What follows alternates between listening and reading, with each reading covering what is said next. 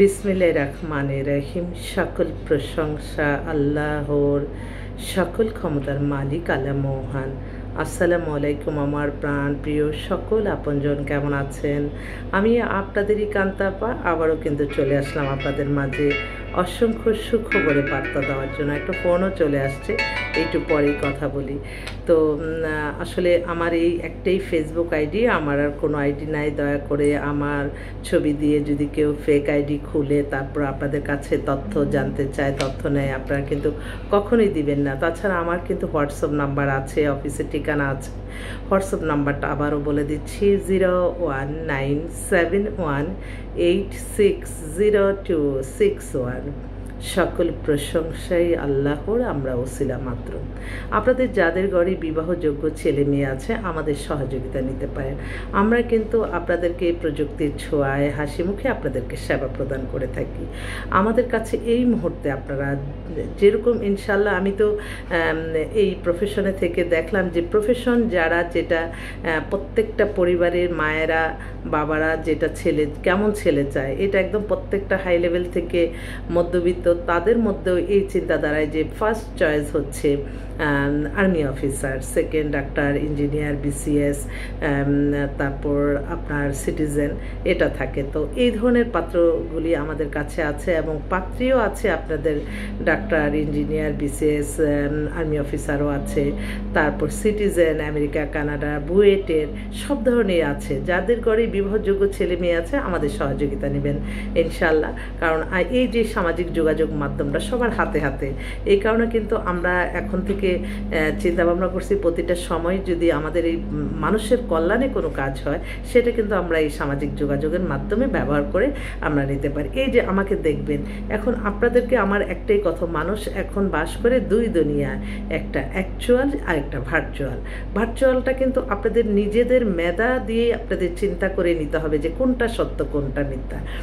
সবার মেধা আর সবার চিন্তাভাবনা কিন্তু এক না। অনেকেই মানে একটা ফেক একটা নিউজ দিয়ে ওরে বাবা আমরা কিন্তু হয়রানি হয়ে যাই, কিন্তু যারা আবার বুঝে তারা কিন্তু বলে যে এটা মিথ্যাই হবে। তো সবসময় টিভি চ্যানেলের নিচে যে নিউজটা যাবে ওইটার সাথে মিলে যেটা দিবে সেটাই বাস্তব। আর এই যে আমি এখন বিজ্ঞাপনে আসলাম, আমি কি আপনাদের ফেক কিনা আপনাদের বোঝার জন্য আমি একটা বলছি। আমার কিন্তু অফিস আছে, অফিসটা হচ্ছে রামপুরা বনশ্রী মেন রোডে 8 নম্বর হাউস।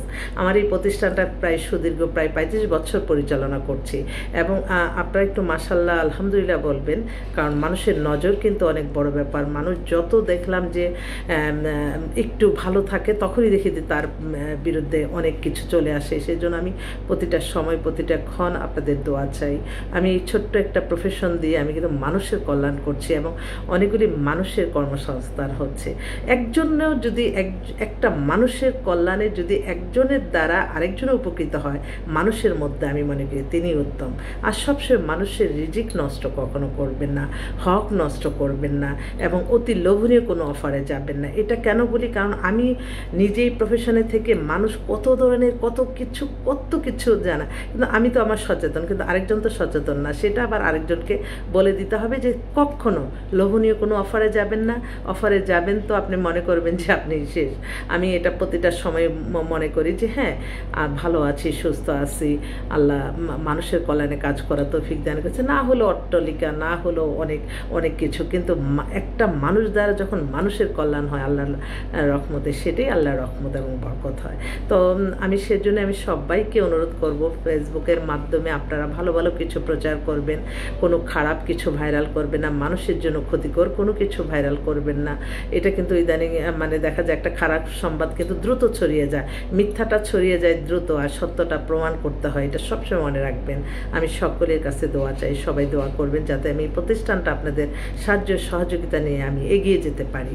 আমি আমার সহকর্মীদের নিয়ে আমরা একটা ভালো মানুষকে উপকার দিতে পারি, মানুষের কল্যাণে কাজ করতে পারি, সেটাই হচ্ছে আমার চাওয়া। আর সবসময় এখন মানে আমি দেখলাম তো যে আসলে মানুষের একটু কর্মসংস্থানের একটু বেশি বেশি ব্যবস্থা করলে একটু ভালো হয়।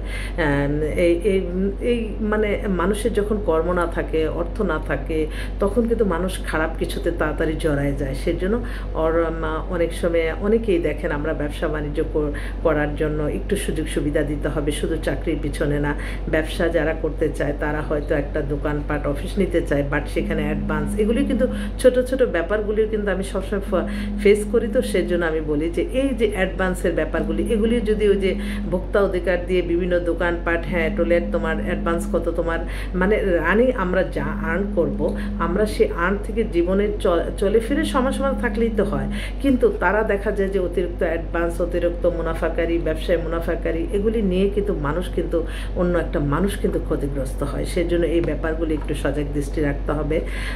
আমি সবসময় চিন্তা করি সাধারণ মানুষের কথা, সাধারণ মানুষের জীবনযাত্রা যাতে উন্নত হয় সেই ব্যাপারে কিন্তু সবসময় সরকার কাজ করে যাচ্ছে, আরও করতে হবে। আর মানুষ ভুলের ঊর্ধ্বে নয়, কেউ যদি কোনো ভুল করে থাকে প্রাথমিক অবস্থা তাকে শুধরাতে হবে, তাকে ক্ষমা করে দিতে হবে।